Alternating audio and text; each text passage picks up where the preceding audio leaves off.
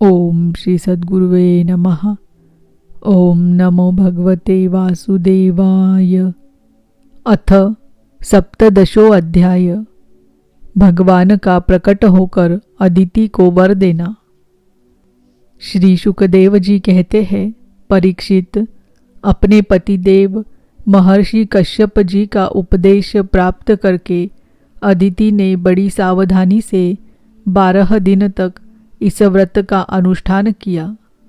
बुद्धि को सारथी बनाकर मन की लगाम से उसने इंद्रिय रूप दुष्ट घोड़ों को अपने वश में कर लिया और एकनिष्ठ बुद्धि से वह पुरुषोत्तम भगवान का चिंतन करती रही। उसने एकाग्र बुद्धि से अपने मन को सर्वात्मा भगवान वासुदेव में पूर्ण रूप से लगाकर पयोव्रत का अनुष्ठान किया। तब पुरुषोत्तम भगवान उसके सामने प्रकट हुए। परीक्षित, वे पीतांबर धारण किए हुए थे, 4 भुजाएं थी और शंख चक्र गदा लिए हुए थे। अपने नेत्रों के सामने भगवान को सहसा प्रकट हुए देख अदिति सादर उठ खड़ी हुई और फिर प्रेम से विवल होकर उसने पृथ्वी पर लौटकर उन्हें दंडवत प्रणाम किया। फिर उठकर हाथ जोड़ भगवान की स्तुति करने की चेष्टा की, परंतु नेत्रों में आनंद के आंसू उमड़ आए। उससे बोला न गया, सारा शरीर पुलकित हो रहा था। दर्शन के आनंदोल्लास से उसके अंगों में कंप होने लगा था। वह चुपचाप खड़ी रही। परीक्षित, देवी अदिति अपने प्रेम पूर्ण नेत्रों से लक्ष्मीपति, विश्वपति, यज्ञेश्वर भगवान को इस प्रकार देख रही थी मानो वह उन्हें पी जाएगी। फिर बड़े प्रेम से गदगद वाणी से धीरे धीरे उसने भगवान की स्तुति की। अदिति ने कहा, आप यज्ञ के स्वामी हैं और स्वयं यज्ञ भी आप ही है। अच्युत, आपके चरण कमलों का आश्रय लेकर लोग भवसागर से तर जाते हैं। आपके यश कीर्तन का श्रवण भी संसार से तारने वाला है। आपके नाम के श्रवण मात्र से ही कल्याण हो जाता है। आदि पुरुष जो आपकी शरण में आ जाता है, उसकी सारी विपत्तियों का आप नाश कर देते हैं। भगवन, आप दीनों के स्वामी हैं। आप हमारा कल्याण कीजिए। आप विश्व की उत्पत्ति, स्थिति और प्रलय के कारण हैं और विश्व रूप भी आप ही है। अनंत होने पर भी स्वच्छंदता से आप अनेक शक्ति और गुणों को स्वीकार कर लेते हैं। आप सदा अपने स्वरूप में ही स्थित रहते हैं। नित्य निरंतर बढ़ते हुए पूर्ण बोध के द्वारा आप हृदय के अंधकार को नष्ट करते रहते हैं। भगवन, मैं आपको नमस्कार करती हूँ। प्रभो अनंत, जब आप प्रसन्न हो जाते हैं तब मनुष्यों को ब्रह्मा जी की दीर्घ आयु, उनके ही समान दिव्य शरीर, प्रत्येक अभीष्ट वस्तु, अतुलित धन, स्वर्ग, पृथ्वी, पाताल, योग की समस्त सिद्धियां, अर्थ, धर्म, काम रूप त्रिवर्ग और केवल ज्ञान तक प्राप्त हो जाता है। फिर शत्रुओं पर विजय प्राप्त करना आदि जो छोटी छोटी कामनाएं हैं, उनके संबंध में तो कहना ही क्या है। श्री शुकदेव जी कहते हैं, परीक्षित, जब अदिति ने इस प्रकार कमल नयन भगवान की स्तुति की, तब समस्त प्राणियों के हृदय में रहकर उनकी गतिविधि जानने वाले भगवान ने यह बात कही। श्री भगवान ने कहा, देवताओं की जननी अदिति, तुम्हारी चिरकालीन अभिलाषा को मैं जानता हूँ। शत्रुओं ने तुम्हारे पुत्रों की संपत्ति छीन ली है। उन्हें उनके लोक स्वर्ग से खदेड़ दिया है। तुम चाहती हो कि युद्ध में तुम्हारे पुत्र उन मतवाले और बली असुरों को जीत कर विजय लक्ष्मी प्राप्त करे, तब तुम उनके साथ भगवान की उपासना करो। तुम्हारी इच्छा यह भी है कि तुम्हारे इंद्रादि पुत्र जब शत्रुओं को मार डाले, तब तुम उनकी रोती हुई दुखी स्त्रियों को अपनी आंखों देख सको। अदिति, तुम चाहती हो कि तुम्हारे पुत्र धन और शक्ति से समृद्ध हो जाए, उनकी कीर्ति और ऐश्वर्य उन्हें फिर से प्राप्त हो जाए तथा वे स्वर्ग पर अधिकार जमा कर पूर्ववत विहार करे।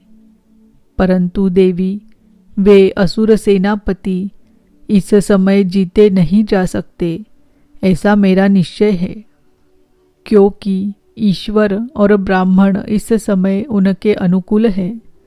इस समय उनके साथ यदि लड़ाई छेड़ी जाएगी तो उससे सुख मिलने की आशा नहीं है। फिर भी देवी, तुम्हारे इस व्रत के अनुष्ठान से मैं बहुत प्रसन्न हूँ, इसीलिए मुझे इस संबंध में कोई न कोई उपाय सोचना ही पड़ेगा, क्योंकि मेरी आराधना व्यर्थ तो होनी नहीं चाहिए।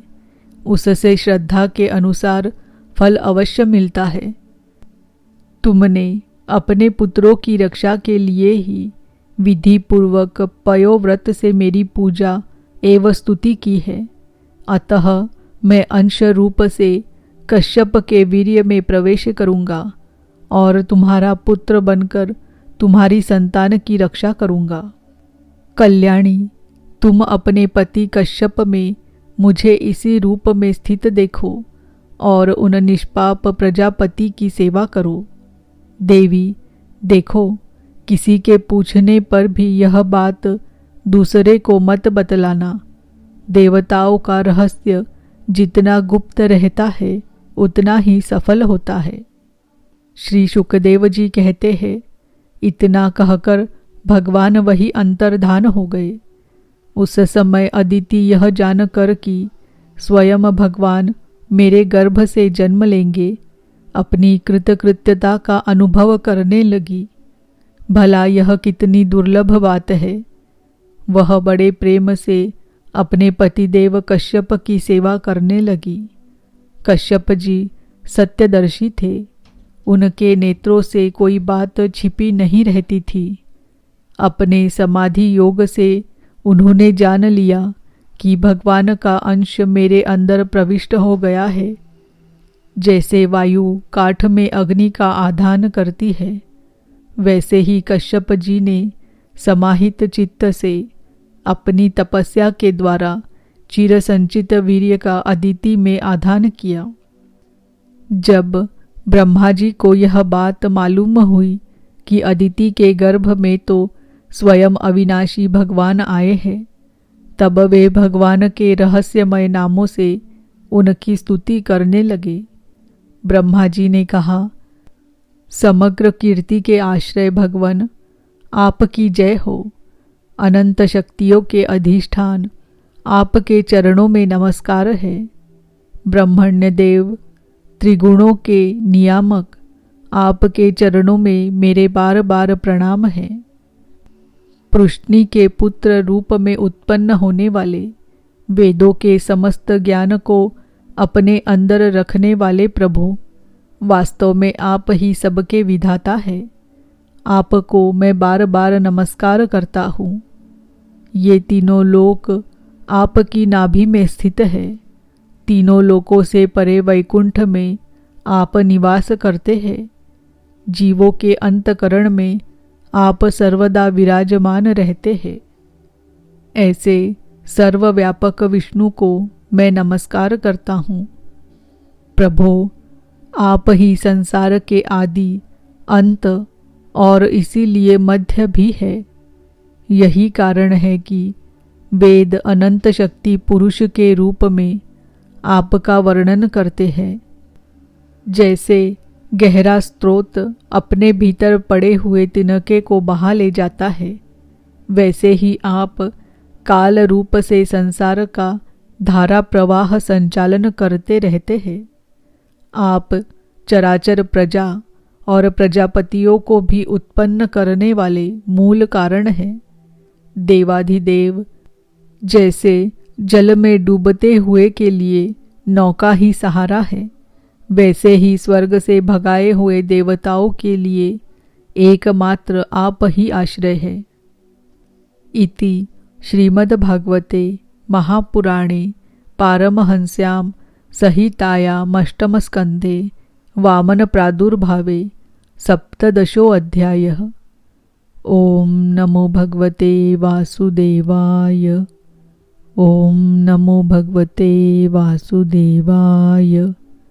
ओम नमो भगवते वासुदेवाय।